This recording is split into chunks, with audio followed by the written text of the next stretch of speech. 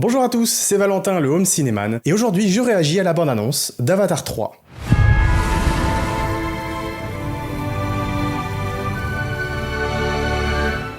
Alors avant de regarder la bande-annonce, qu'est-ce que je pense de Avatar, de l'univers d'Avatar et de James Cameron? Alors James Cameron, c'est un de mes réalisateurs préférés, il a fait que des films que j'adore, jusqu'à Avatar premier du nom, qui est mon film préféré de tous les temps, et après il a réalisé Avatar 2 des années après, et Avatar 2 a été la grande dégringolade pour moi, et Avatar 2 c'est un des pires films que j'ai vu de ma vie, qui va à l'encontre de tout ce que dit le premier film, et qui est une atrocité sans nom au niveau du fond du film, parce que oui, la forme est toujours impressionnante, c'est James Cameron quand même, mais voilà, le film a été une grande désillusion et une trahison totale, donc je sais pas trop comment me situer sur Avatar 3, j'ai plus aucun espoir sur le fait que ça va être un immense film à mes yeux. Par contre, c'est toujours un univers que j'adore et j'ai toujours espoir au fond de moi que le film puisse remonter la pente qui a été descendue par le deuxième film, et que mine de rien, il y a toujours des petites choses qui puissent m'intéresser dans le film, que je puisse picorer. Donc d'un côté j'ai plus espoir parce que James Cameron a transformé sa saga en saga familiale, donc maintenant on n'est plus sur une saga qui montre l'opposition entre l'espèce humaine et l'espèce des Na'vi, on n'est plus sur deux espèces qui se battent pour la survie d'une planète, on est sur une famille qui se fait constamment kidnapper par un méchant qui est revenu et qui a déjà perdu, donc on a sacrément diminué les enjeux et l'impact du film, mais en tout cas voilà, on n'est plus trop sur ce qu'était Avatar à la base, donc c'est pour ça que, entre autres, que je ne suis plus trop en adéquation avec ce que dit le deuxième. Mais en tout cas, voilà, d'un côté, j'ai plus trop espoir que la saga redevienne incroyable, mais je suis quand même curieux de voir ce troisième film parce que je me dis que, après, il faut pas oublier que le deuxième est une sorte de reboot, qu'en fait, il annule beaucoup d'éléments du premier film pour repartir sur une saga, parce qu'Avatar, c'est un film stand-alone, à la base, Avatar, c'est un one-shot, et James Cameron a dit avec ses scénaristes, voilà, c'était maintenant une saga, Avatar, et que le deuxième film, c'était le début d'une saga. Et donc c'est pour ça que c'est une sorte de remake, reboot du premier film. Donc je me dis que peut-être que la pilule à avaler c'était pour le deuxième film, parce que justement il fallait oublier beaucoup d'éléments du premier et considérer que maintenant c'est une saga et un nouvel univers, quelque chose qui n'a plus grand chose à voir avec Avatar premier du nom, et qu'en fait la première pierre à l'édifice maintenant c'est celui-ci, c'est Avatar 2. Donc je me dis que bon, peut-être que la pilule était difficile à avaler pour le 2 et qu'il faut l'avaler, et que maintenant qu'elle est avalée, en tout cas moi elle ne sera jamais avalée, mais maintenant qu'on repart sur cette base et que on considère que c'est la première pierre à l'édifice, peut-être que la deuxième pierre à l'édifice sera bien meilleure, et peut-être qu'elle sera très cohérente avec ce qu'Avatar 2 a instauré. Donc voilà, je suis mi-figue, mi-raisin concernant Avatar 3, plein d'appréhension, avec un léger espoir que tout ça s'améliore. Mais trêve de blabla, je vais regarder la bande-annonce. À l'heure où j'enregistre cette vidéo, j'ai pas vu la bande-annonce parce que j'ai pas été au cinéma voir Les 4 Fantastiques, et vu qu'elle était projetée avant la séance, du coup je l'ai ratée. Donc je la découvre maintenant qu'elle sort sur les internets. Donc je vais découvrir en direct avec vous la bande-annonce d'Avatar 3. C'est parti! Ah, super, un plan du premier film. Enfin, qui évoque le premier film. Ah, un plan qui évoque le deuxième film. On est dans le recyclage. Kiri, la Jésus de Pandora.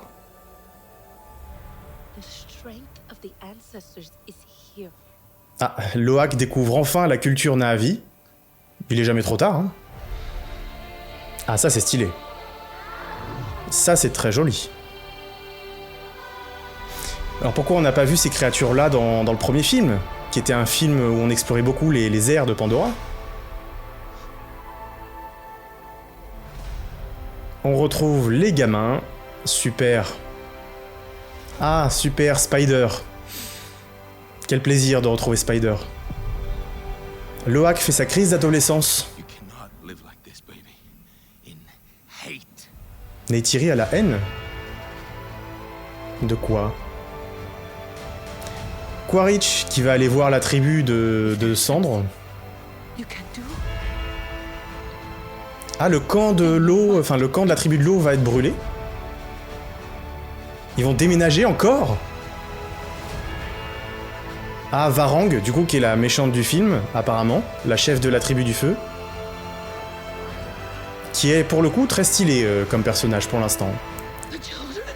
Neytiri est enceinte. Spider va mourir. Et Jake est emprisonné par les humains. Ok. Ça, c'est intéressant. Ah, un remake du climax du premier film, super. Ça, par contre, ça a l'air stylé. Ouais, ça a l'air d'être aussi une bataille dans le climax. L'environnement est super. Varang a des lance-flammes.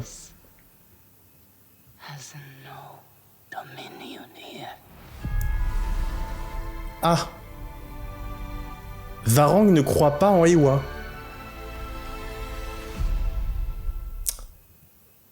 Ah, bon. Eh bien voilà. C'est terminé pour cette bande-annonce. Je vais la re-revoir. Je vais la re-regarder. Je vais la revoir. Oui, je suis chamboulé. Je vais la revoir 2-3 fois et puis je vous reprends juste après. Voilà, c'est bon, j'ai vu la bande-annonce plusieurs fois. Eh bien, après l'avoir vue, écoutez, je suis sur le même sentiment qu'avant de l'avoir vue. C'est-à-dire qu'elle ne m'a ni rassuré, en tout cas, elle ne m'a pas rassuré, ça c'est sûr, et elle m'a inquiété même sur certains points, mais comme je disais, je pense qu'il y a quand même quelques petites choses qui vont être agréables, en tout cas, j'espère. Qu'est-ce que je trouve agréable? Déjà, les créatures qu'on a aperçues, là, les créatures de l'air, ça a l'air d'être des raies volantes. Visiblement, James Cameron, ça a vraiment cette obsession de l'eau, jusqu'à faire des créatures maritimes qui volent. En tout cas, c'est stylé, hein, mais comme beaucoup de choses du 2, visuellement c'est très stylé, c'est très intéressant, mais du coup, ces espèces de raies volantes, on les a pas vues dans le 1. Donc je me demande du coup, vu que dans le 1 on explorait quand même énormément les airs et l'espace aérien de Pandora, pourquoi on n'a jamais aperçu ces créatures-là? L'atmosphère change en fonction des zones de Pandora. Il y a des sortes de biomes où ces créatures restent que dans un seul biome. Ça me paraît assez bizarre, donc faudra expliquer pourquoi on les a jamais vues, du coup, ces créatures-là. Peut-être qu'elles se cachent et qu'elles sont domestiquées par la tribu du feu ou de l'air. Je ne sais pas. Oui, puis il y a ça aussi, c'est que du coup, ces espèces de raies volantes, on a l'impression qu'elles tirent des véhicules et qu'ils se déplacent comme ça. Mais du coup, ça a l'air d'être des sortes d'équivalents à des montgolfières qu'on aurait, nous, sur Terre. Mais du coup, je me demande, vous pouvez pas garder les banshees? Ça va plus vite. Enfin, les banshees, les espèces de créatures, les ikranes, comme ils les appellent dans le film, dans le langage Na'vi. Les ikranes du premier film, où voilà, tu fais la connexion et puis juste les oiseaux de chaque individu Na'vi. Ça va pas plus vite que se déplacer en grosse montgolfière comme ça. Bon, après peut-être qu'ils déménagent du coup, et ça va avec ce que j'ai vu dans un autre des plans de la bande-annonce, c'est qu'on a l'impression que la tribu du feu va avoir son campement brûlé, donc peut-être qu'ils vont déménager, du coup qu'ils vont utiliser ces grandes montgolfières pour déménager dans la tribu du feu et des cendres. Je ne sais pas.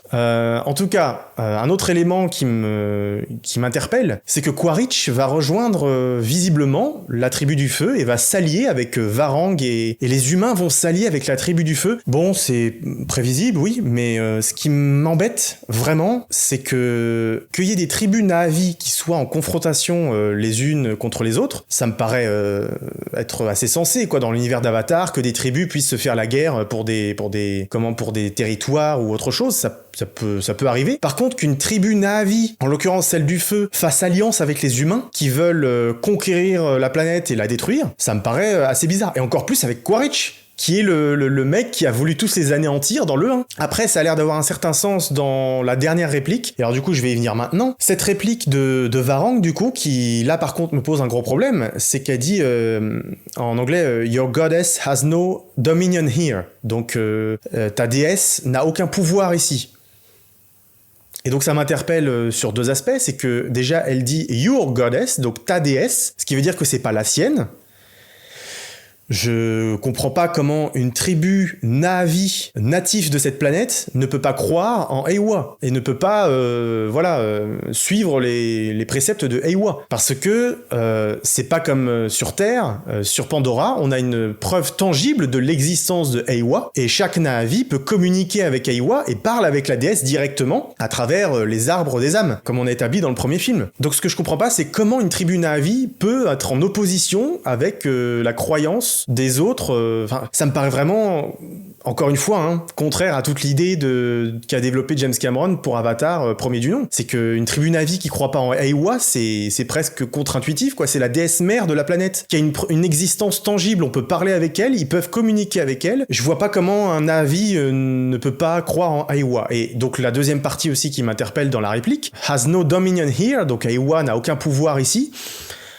Donc c'est la déesse mère de la planète, et il y a des zones sur la planète, encore une fois peut-être des biomes, où elle ne peut pas intervenir. Ça me paraît, encore une fois, assez tiré par les cheveux, donc c'est un élément qui m'inquiète beaucoup, encore une fois, parce que ça va contre tout ce qui est instauré dans les films d'avant, dans le premier film, du coup, que le 2 s'échinait déjà à foutre en l'air, et donc là j'ai l'impression qu'on va continuer à foutre en l'air toute la mythologie de cet univers. Donc c'est un point d'inquiétude, qui va peut-être s'avérer faux, mais en tout cas c'est pas très rassurant. Et qu'est-ce que je peux dire d'autre ? J'ai l'impression que Neytiri est enceinte.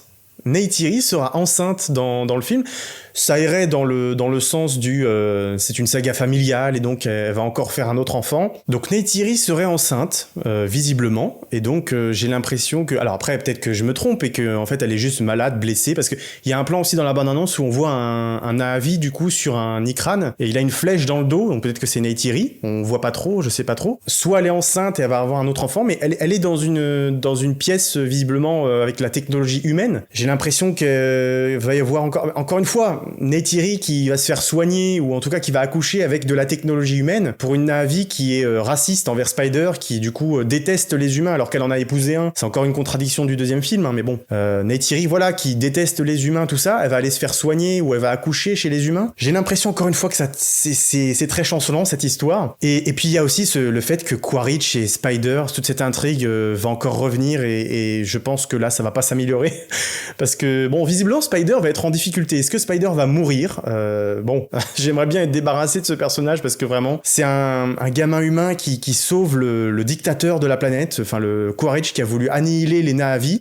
Spider, lui, il adore les Na'vi, il veut même pécho Kiri, donc bon, et puis il est dans la famille de Jake, donc c'est impensable dans le deuxième film qu'il sauve Quaritch, mais bon, je vais pas revenir encore là-dessus. Là, on va encore retrouver Quaritch et Spider, donc Quaritch a été sauvé à la fin du 2, donc là, il va aller s'allier à la tribu du feu, mais est-ce que ça va changer encore quelque chose, parce que Quaritch a déjà perdu 2 fois. Il va perdre une 3e fois et revenir dans le 4e film pour reperdre une 4e fois. Enfin, ça suffit. Va falloir qu'il gagne à un moment. Peut-être qu'il va gagner parce que à un moment, du coup, le plan qui m'intéresse le plus dans la bande-annonce, c'est le plan où Jake Sully est capturé. Donc peut-être que Quaritch va réussir à capturer Jake Sully, qui est son objectif, mais tu vas capturer Jake Sully, pourquoi tu le tues pas immédiatement? Pourquoi tu le ramènes dans le campement des humains? Qu'est-ce que vous voulez de lui? Parce que c'est quand même l'ennemi principal pour Quaritch, Jake Sully, et c'est un ennemi mortel.